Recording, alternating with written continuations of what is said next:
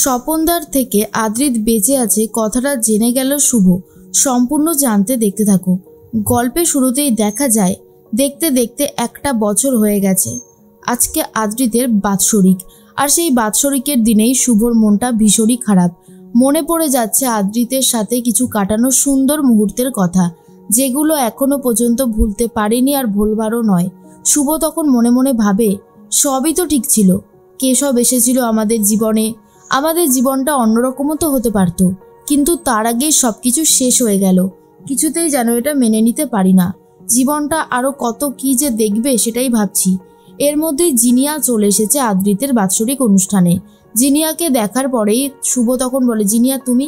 জিনিয়া বলে, হ্যাঁ আমাকে তো আজকে আসতেই হতো শুভ, আজ আদ্রিতের বাৎসরিক। আজ আমার যত কাজই থাকুক না কেন, আমার তো মনে হয়েছে এটাই হলো আমার সবথেকে ইম্পর্টেন্ট কাজ। খুব খারাপ লাগে, আদ্রিত যে এইভাবে চলে যাবে এটা তো আমরা কেউই ভাবতে পারিনি। সত্যি কথা বলতে গেলে ও চলে গেছে এটা আমি এখনো বিশ্বাস পর্যন্ত করতে পারি না। খুব খারাপ লাগে শুভ। শুভ তখন বলে, কি করব বলো, যার চলে যাওয়ার সময় হবে সে তো চলে যাবেই, সবটাই ওপর থেকে ফিক্সড হয়ে আসে। এদিকে আয়ান মানে আদ্রিতকে নিয়ে মোহনা চলে গেছে একটা সুন্দর ক্যাফেতে। সেখানে গিয়ে কিছুটা টাইম স্পেন্ড করবে বলে ঠিক করেছে, যেহেতু আজকে আদ্রিতের বাৎসরিক। আর অন্যদিকে এই দিনেই মোহনা আদ্রিতকে খুঁজে পেয়েছিল, তার জন্য এই দিনেই জন্মদিন সেলিব্রেট করবে বলে ঠিক করেছে মোহনা। আর বলে, আয়ান আজকের দিনেই আমি তোমাকে খুঁজে পেয়েছিলাম, তাই আজকের দিনটাতেই হলো তোমার বার্থডে, তোমার নতুন জীবন শুরু হয়েছিল, ভাবলাম এই দিনটাতেই তোমার জন্মদিনটা উদযাপন করা যাক। এই সুন্দর কেকটা তোমার জন্য। আর তোমার কি চাই বলো? আমি অনেক কিছু অর্ডারও করেছি, পোলাও, মাটন করেছি অর্ডার, তারপরে বাটার পনির করেছি, তোমার যা যা খেতে ভালো লাগে সবটাই বলতে পারো। এটা আমার বন্ধুর ক্যাফে, ওকে যখন যেটা বলবো খুব সুন্দরভাবেই সেটা তৈরি করে দেবে। তখন আদ্রিত বলে, তাই? এটা তোমার বন্ধুর ক্যাফে? জানো জন্মদিনে তো পায়েসও করে, তুমি আমার জন্য পায়েস করবে না? এটা শোনার পর তো মোহনা বলে, তুমি জানো মানে তোমাকে কি কেউ পায়েস রান্না করে দিত জন্মদিনের দিন? আদ্রিত বলে, দিত তো, কিন্তু আমার তো ঠিক সেইভাবে মনেই পড়ছে না, সব কিছুই কেমন যেন একটা ধোঁয়াশা টাইপের যেন লাগছে। এইদিকে সেই একই ক্যাফেতে বসেছিল শুভর পরিচিত এক দাদা, স্বপন দাদা। আর সে বারবার করে আদ্রিতের দিকে তাকাতে থাকে আর বলে, এটা তো আদ্রিত, শুভর বর্ণা, আমার তো খুবই চেনা লাগছে, কিন্তু গিয়ে একবার কথা বলবো। এরপর আদ্রিত বলে অনেকবার ডাক দেয়, কিন্তু যেহেতু আদ্রিতের নামটাই এখন হয়ে গেছে আয়ান, আর আদ্রিতের নিজেরও কিছু মনে নেই, তাই স্বপন দাদার ডাকে সাড়াও দেয় না। আদ্রিত ভাবছে অন্য কাউকে ডাকছে। তখনই একটু সন্দেহ হয় স্বপনের, আর বলে, হঠাৎ করে হলোটা কি? এতবার করে ডাকলাম কিন্তু সাড়া দিল না, ব্যাপারটা ঠিক বুঝে উঠতে পারছি না। এদিকে আদ্রিত তো বসে আছে আর কেকটা কাটছে, আর তখনই মনে মনে একটা কথাই ভাবতে থাকে, আমার আপনজন কোথায়? আমার বাবা মা আত্মীয় স্বজন জানি না কোথায় আছে, তবে আজকের দিনটাতে খুব মিস করছি। এরপর মোহনা বলে, জানো তো তুমি যে সুস্থভাবে মানে ফিরে আসবে এটা আমিও নিজেও এক্সপেক্ট করতে পারিনি। তোমার খুব ক্রিটিক্যাল কন্ডিশন ছিল যখন তোমাকে হসপিটালে নিয়ে আসা হয়, একটু একটু করে তোমাকে যত্ন নিতে নিতে, তোমার টেক কেয়ার করতে করতে আজকে তুমি সুস্থ হয়ে উঠেছো। এরপরে আদ্রিত বলে, আর জানো তো আমার পরিবারের কথা খুব মনে পড়ছে আজকে। তখনই মোহনা বলে, এই পরিবারের কথা বললে একটা কথা মনে পড়ে গেল, তোমাকে বলতে ভুলেই গেছিলাম। তোমাকে যখন হসপিটালে নিয়ে আসা হয়, তোমার জামার পকেটে একটা বিল খুঁজে পাওয়া গেছিল, মিষ্টির দোকানের বিল, নদিয়ার কোনো একটা মিষ্টির দোকান। তখনই আয়ান মানে আদ্রিত বলে, সে কি তুমি আমাকে এখন বলছো কথাটা? চলো না মোহনা, যাই, সেখানে গিয়ে যদি কোনো ক্লু পাওয়া যায়। আমার খুব ইচ্ছে করছে আমার নিজের পরিবারের কাছে ফিরে যেতে। তখনই মোহনা বলে, যাবো তো, কিছুদিন পরে নদিয়া ডিস্ট্রিক্টে আমার একটা মেডিকেল ক্যাম্প আছে, আমি তখনই যাব, একবারে তোমাকে নিয়ে যাব, একটু অপেক্ষা করো, বেশি দিন নাই, আর 2-3 দিন পরেই হবে। তখন আর আদ্রিত কিছু বলতে পারে না। এরপরে স্বপনদা ফোন করেছে শুভকে। শুভ যেহেতু বাৎসরিক কাজে ছিল তাই ফোনটা বারবার কেটে দিচ্ছিল, 2-3বার ফোন কেটে দেয়, কিন্তু স্বপন বারবার করেই ফোন করতে থাকে।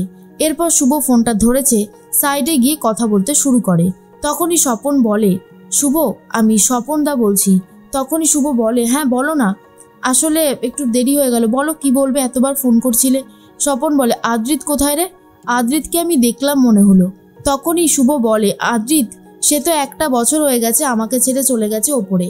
কিন্তু এই হিসাবটাই মেলাতে পারছিল না স্বপন। একদিকে দেখছে আদ্রিতকে, আবার শুনছে আদ্রিত নাকি ওপরে চলে গেছে। এটা কি করে সম্ভব? তখন স্বপন ভাবে যে মিথ্যে কথা তো শুভ বলবে না, এইসব ব্যাপার নিয়ে কি আর কেউ মিথ্যে বলতে পারে? তাহলে হয়তো আমারই কোথাও ভুল হচ্ছে।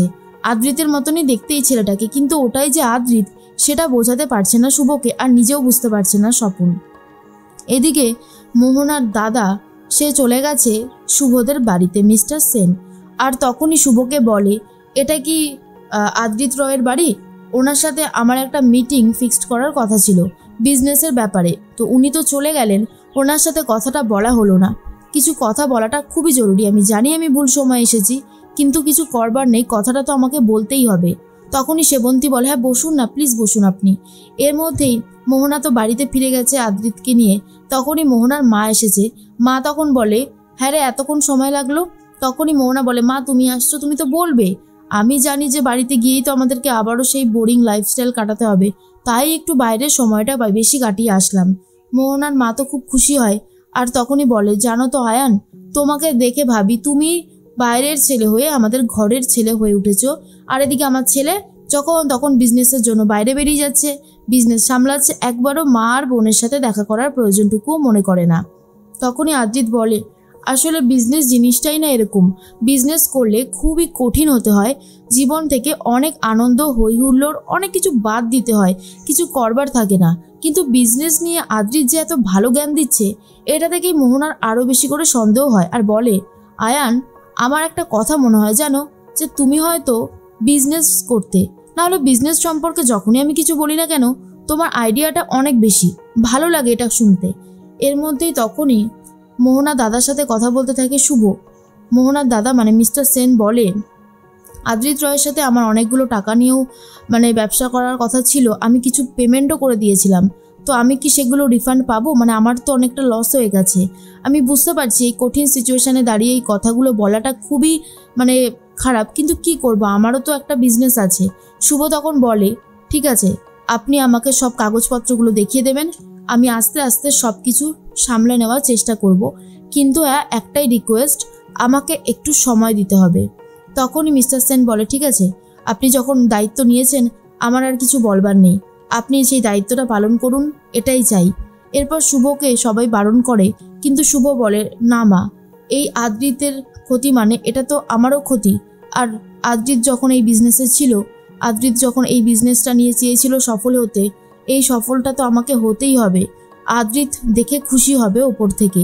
সেবন্তী বলে, সত্যি শুভ যে এভাবে আমাদের পরিবারটাকে একটু একটু করে সাফল্যের দিকে নিয়ে যাচ্ছে, সত্যি এটা কোনোদিনও ভাবিনি যে আদ্রিতের জায়গাটা এত তাড়াতাড়ি শুভ মেকআপ করে দিতে পারবে।